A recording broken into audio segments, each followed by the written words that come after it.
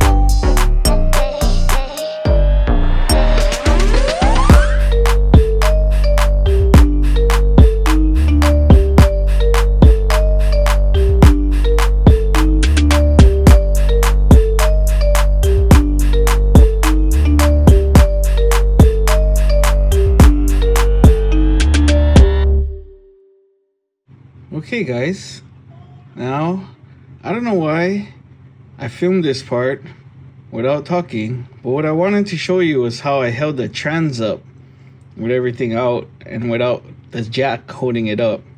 I just stuck a 2x4 and wedged it underneath the diff and lowered the trans onto the 2x4, and as you can see right there, it clears perfectly fine. And I thought that was a pretty genius move. Shout out to all the YouTube mechanics out there, because it's so hard to plan stuff out. Like, honestly, I'm trying to move the truck on the side of the driveway. I have no idea if this is gonna work. So I just let the camera roll and we'll see what happens. So I got the truck back up far enough so that if I'm not stepping on the brake, it's just gonna roll down the driveway. And I got the winch hooked up to it, holding me in. So, yep, I'm in the driver's seat trying to steer this thing. And then if you pay attention to the bottom of the screen, right underneath the license plate, you notice something under there. while I try to crank this wheel and see if I can turn it. Okay, that's starting to work. And look, some dummy left the jack under the truck. And I don't even realize it yet. You know? I'm just like, oh, man, better not bang my truck. Or, oh, what was that noise? I heard something. So I'm like, okay. I don't even know if I'm gonna clear all that stuff on the passenger side, but we're turning. We're going back. Okay. So I'm like, oh, this might actually work. Except everybody wants to walk their dog and do all kinds of fitness activities. I come back in the garage and look. Oh, crap. Dumbass. I left the jack under there. Oh, I hope the handle didn't scratch the side. No. Luckily, this truck is high enough that it cleared everything. Except that little valence, but it barely hit it. And I'm like, man, I'm such a dummy. I need to relax and like think things through. So I'm like, okay, let's go back. Trying to do too many things at one time. My mind is racing. Probably hungry. I'm looking to see if there's any old ladies on their mobile scooters coming by so I can do this. Yeah, looks clear. Okay. Don't bang the blue truck. What am I looking at? Oh, e-bikes. Oh, I think I smelled, yeah. Somebody was chunging and the wind just blows down to my house, right? So anyways, get back in. I got the remote. Where's the remote? Okay, let's go. Oh, look. Donkey, it's still in park. Okay, now it's not in park. Now it's in neutral. Okay, and believe me, guys, that happened about a dozen times as I was going backwards and coming forward. So I'm like, okay, now let's turn the other way.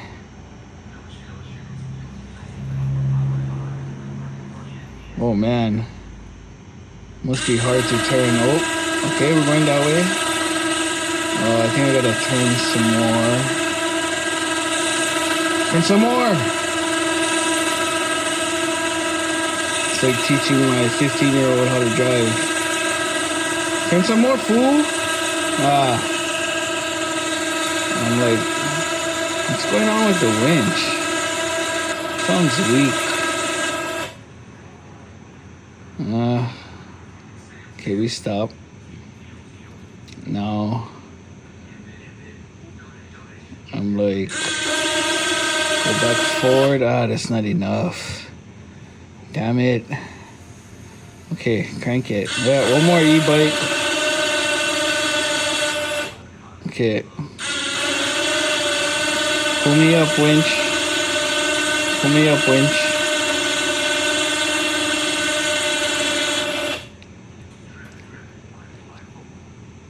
Oh man, I'm tired. Okay, make sure you put it in park.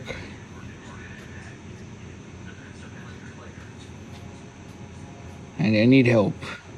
Sometimes you need help.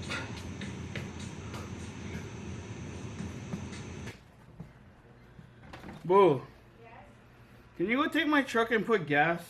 When I need gas. I need it out of my way. Yeah. I'm like, now I'm thinking, is the battery getting low on the winch? I know I get one battery charger in here somewhere. I bought years ago and never did. Oh, here it is. Let's try and see if we can hook it up.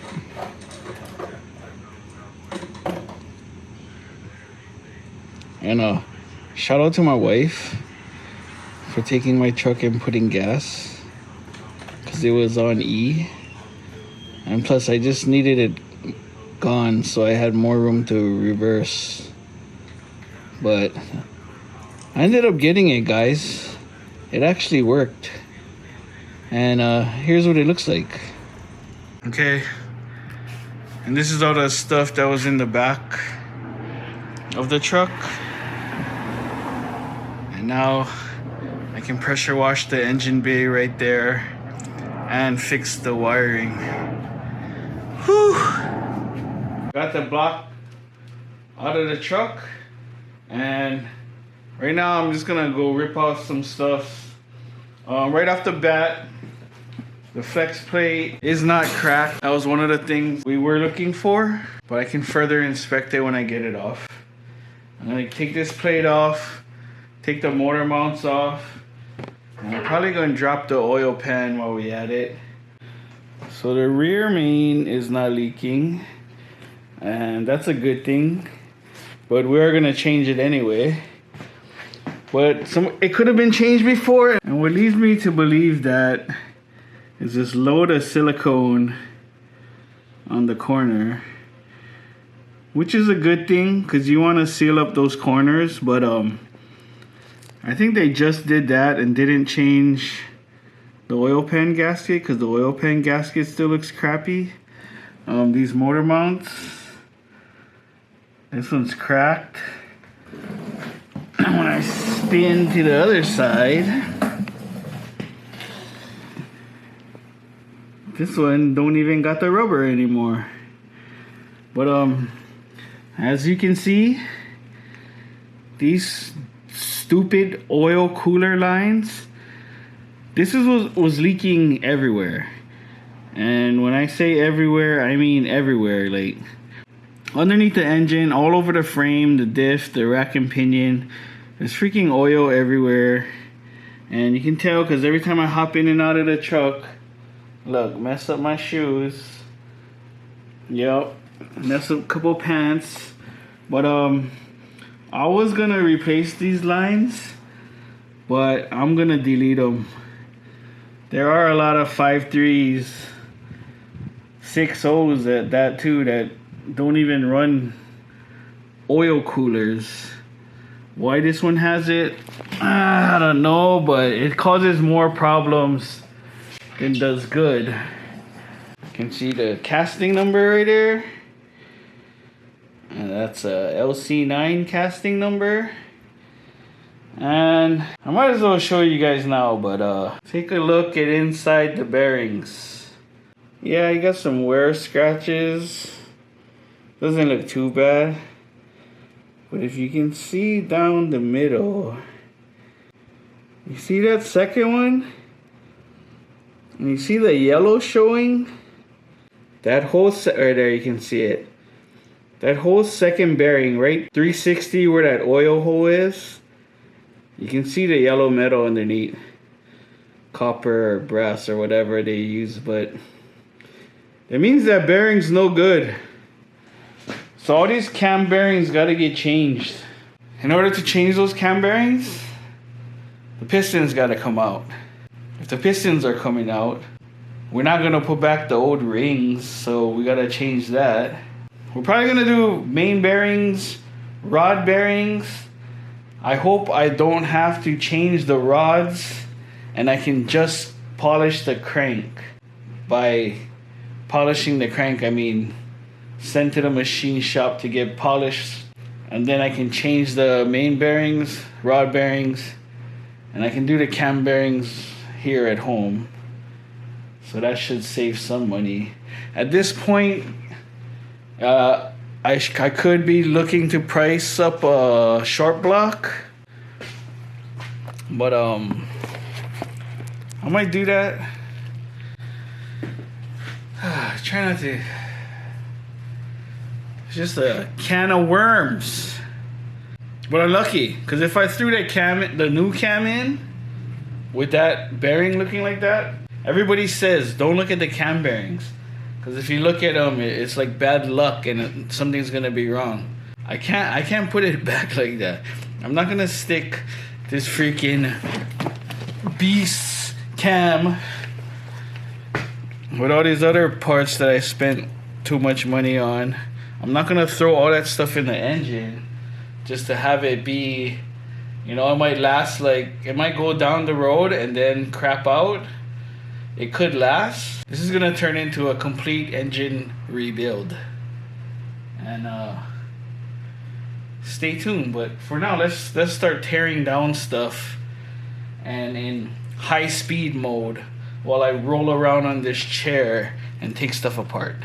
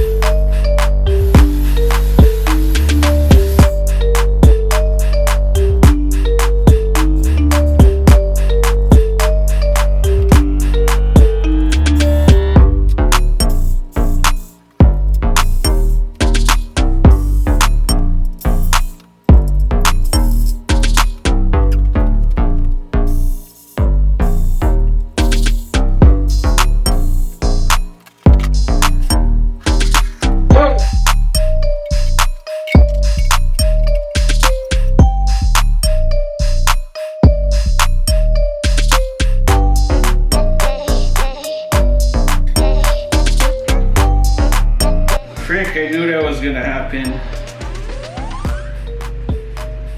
I might as well dump the other side up too then.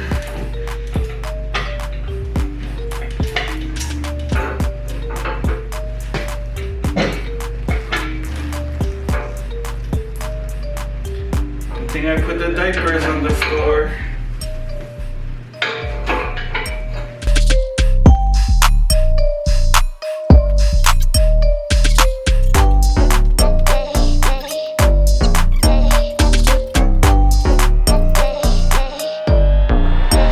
Okay guys, so I got everything removed off the block. Knock sensor on this side, the crank sensor and the other knock sensor on this side. Pretty much everything on the outside. Now I'm gonna take off this pickup tube, the oil pump, take this windage tray off, and then we can start looking at our bearing. I even got the back off. This cam bearing on the end looks cherry. But like I said, the other one in the middle, you can see the yellow metal in there. And the only way to change that is all the pistons got to come out in order to change those. So let's continue. What I'm gonna do is take out this pickup tube.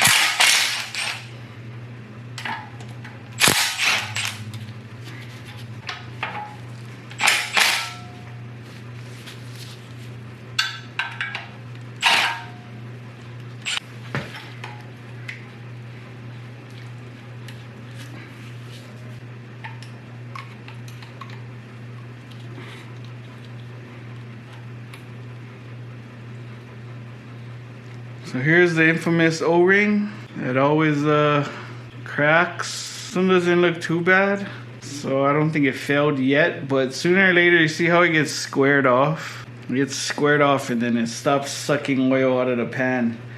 Just sucking air, which causes you to suck and you lose oil pressure. And then what's after that, the loss of oil pressure goes to the weak spot, which is the cam bearings. And you gotta change everything. Let's take off the windage tray.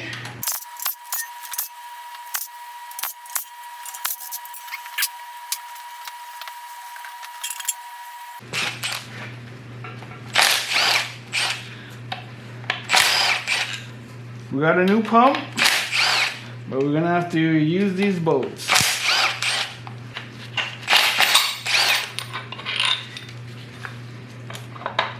Okay.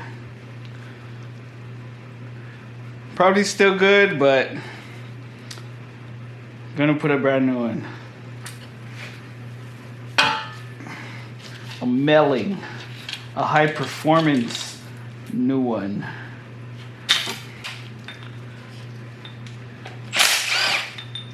This tensioner is trash, but we probably need the bolts. Now I'm just rocking the rods just to see if any of these bearings were loose, possibly causing a rod knock, but at this point I'm pretty sure that busted lifter, cue the video again, I'm pretty sure that lifter was the cause of our problem. At least cause of the tapping problem. Now we have to address other problems, which will make this engine like brand new. So the next thing to do is get these pistons off.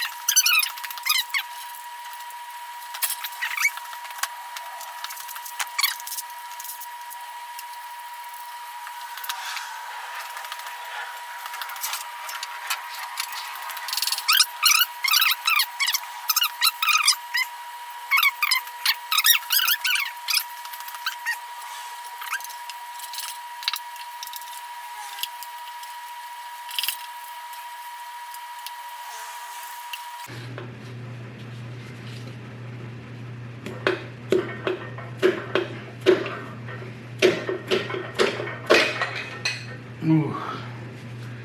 Okay, numero one. The way these things go on the piston, there's a dimple. I don't know if you can see it because it's caked up in crud. Dimple faces forward, and then on the back there's a pimple to the rear. Yeah, it's kind of, it's corny, I know, but this is just for myself, so when I rewatch this I remember. Actually, this is a dimple, yeah, dimple in the front, and then this part that sticks out on the rod goes to the rear. Number one. So like I said, it was match marked. You can see the painted line there. And supposedly when they make them, I mean, I'm not an expert, I just learned this on YouTube a couple hours ago. But they make this thing one piece and then they crack it. So they kind of only will fit back together. If you look real good, you can kind of see how it's perfectly matches, because it is where the focus at. Yeah. But anyway, so I gotta keep these things in order. Okay guys, I got all the pistons out here. I laid out, I numbered them so I don't forget which one is which. And try to keep them separate so they go back in the same spots. And just off the bat, looking at the bearings, everything looks good. It looks like normal wear for having 160,000 miles. So nothing too concerning. So my plan is to reuse everything except the rings. Just the hardest part is going to be cleaning all this crap off. Carbon is pretty well baked on there. So the next step, I'm going to be pulling the crank out. And even the rod journals look pretty good. As long as nothing's wrong with the mains, which I highly doubt anything is wrong. I'll probably just send the crank in to the machine shop to get polished. That way the new bearings can go on fresh polished journals, and then I'm gonna hone the cylinders so that the new rings make a good seal with a fresh hone. So to get started, I'm gonna take off the crank sprocket. I'm using a bearing puller. I don't even know why I bought this. I never used it before, but luckily I had it, and I think it just grips better than like a jaw puller. Plus I seen guys on YouTube do this and it came out pretty good.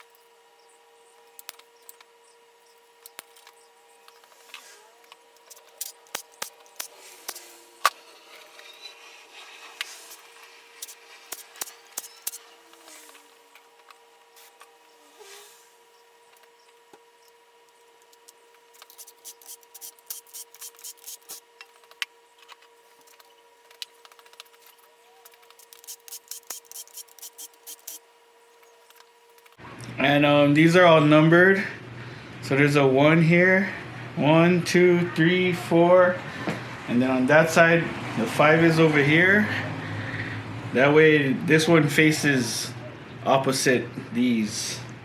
Okay, 1, 2, 3, 4, 5.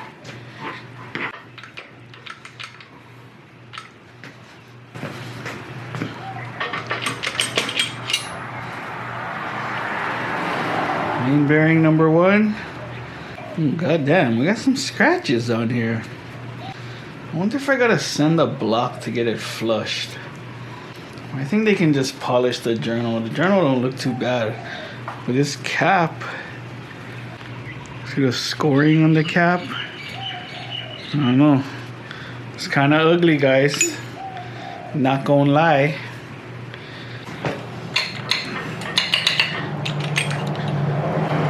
But this isn't a typical junkyard motor because this thing was running cherry. So we'll just put fresh bearings, get the crank polished, and we should be good. Usually when you see everybody take this one is the thrust bearing, so I did that one last. These things come off fairly easy. If you watch the guys do the ones from like a junkyard where you got caked up crap everywhere, they be prying these things off. But this pretty easy. I'll just try to lift up on the crank. Oh, there we go.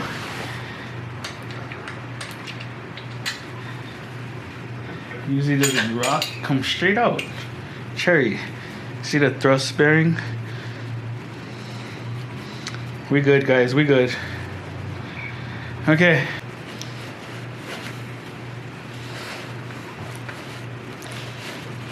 Like I said, if it wasn't for the cam bearing, I wouldn't have even touched this stuff. We would have just ran it. But since we're gonna change bearings, probably said that a million times, but we are gonna get this polished, which shouldn't be much. Now I can stop yapping and lift this thing out. Oos! Oh yeah. Oh yeah.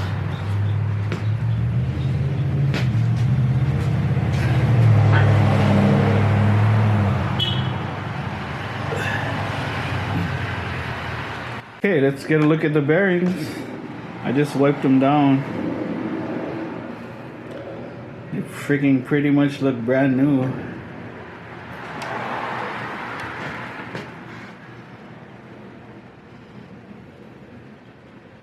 Oh man, this thing gonna be fresh, ready for another 160,000. Now you can see that cam bearing good. You see that? See that yellow stripe? Oh man, there's a significant raised edge right here. And that yellow stripe is not supposed to be there. That is the copper showing. So I did not pull this apart for nothing. But like I said, you cannot get the tool in here with all the pistons in the way and the crank in the way. So that had to come out. Look at that. Okay guys, before I send the heads and the crank to the machine shop, I wanted to take out this broken stud in here. And some of you might be saying, you're sending it to a machine shop, why don't you let them take it out? Well, if you didn't know, I work at a machine shop too. But we don't do this kind of stuff because we do stuff, let's just say, for the government. So I can't bring my own heads into work. And this is kind of like welding, so we don't weld, we machine. But anyways, plus I always wanted to try, so I got my little Sentry set up over here, and we're just gonna try weld this nut onto here. And honestly, most of the time it's the heat that gets it loose. This one's kind of far in, but super common. Almost every single LS has at least one broken, and it's always that back one. And yeah, so I'm gonna put you on the tripod and see if I can do this. It's gonna look like I did it in one shot, but if I do, I'll let you know. I don't even know what kind of metal is this, what settings to use. We just send it, you know what I'm saying?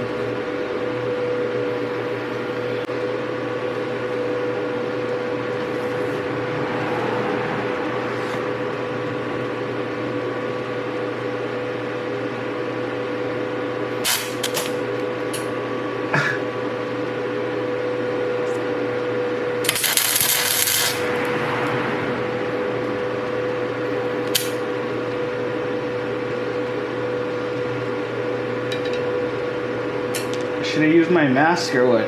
Can I see nothing now?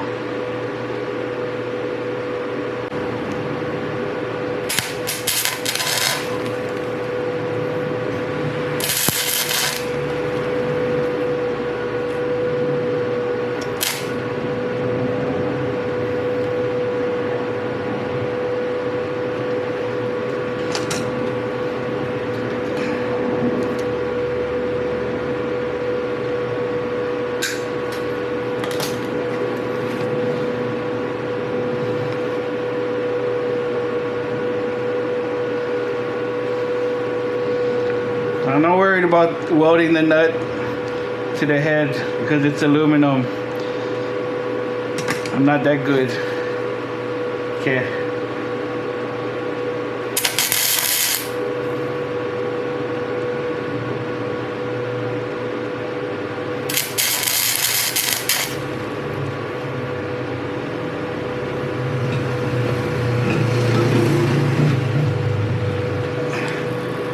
Let's try.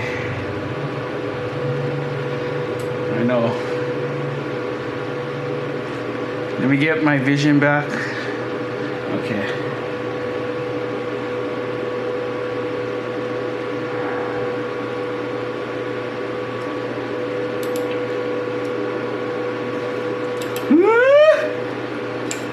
Oh shit.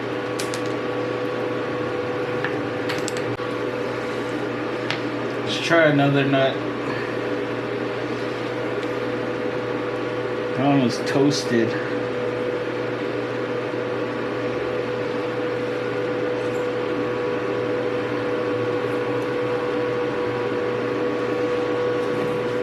Okay, ready.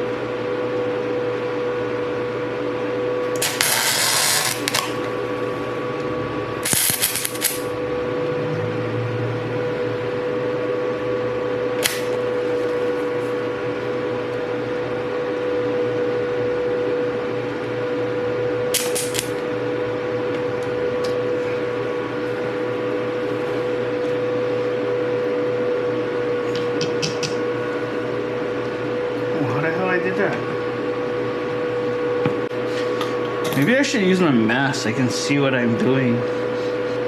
Look. I welded the nut to the pliers. Shit.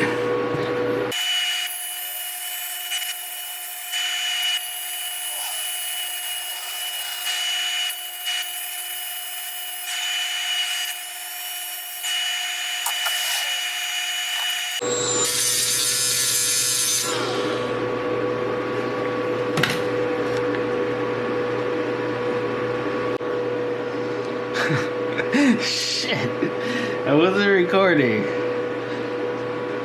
But as you can see,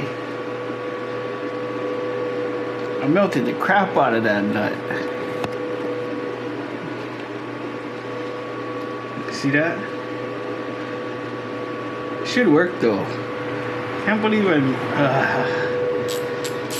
The whole thing was glowing red, guys. Try to.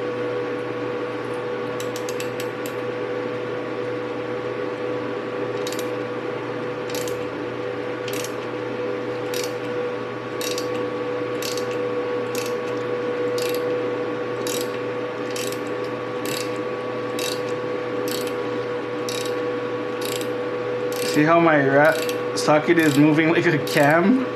Because the nut wasn't centered. But guess what? This mother sucker's coming out. You see that, guys? You gotta be good. You just gotta be persistent.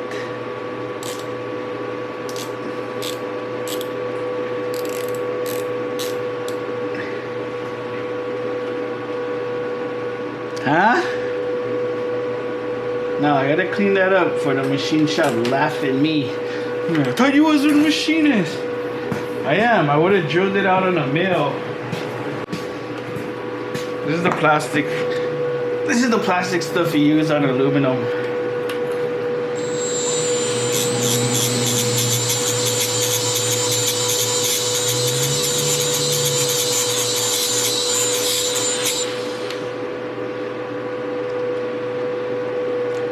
I don't know, that looks brand new to me. CheeHoo! I thought I could come in here and just, you know, tack and close my eyes. But no. Use your mask so you can see what you're doing. Came out cherry. And it only costed us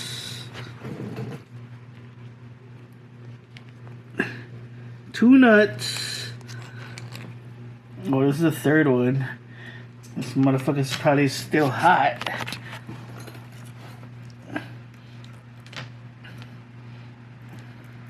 Look, brand new. I could reuse this. And I can't believe. Well, the footage had this thing glowing red. I melted the shit out of the nut. But guaranteed penetration from this little Century. Okay guys, I think that's gonna be it for this video. So the next video you see, I got a lot of parts to clean. I don't want to show that because that's nobody wants to watch that, right? And that's gonna take forever. So the next one, I'll just the next video will be us reassembling this 90% brand new remanufactured engine, and I can't wait. I gotta order more parts. I'm not gonna order the mains until I get the crank back from the machine shop, but either way I'll figure something out. At least I get to make more videos. I might break them apart, like, you know, maybe the next video will be putting in the crank or pistons, or I don't know, but I'll figure it out, guys. And I hope you enjoyed that video, and don't forget to like and subscribe and turn on that notification bell so you're notified every time I make a new video. And I just appreciate all the support. Thank you guys for watching, and until next time, I'll see you in the next video. Peace.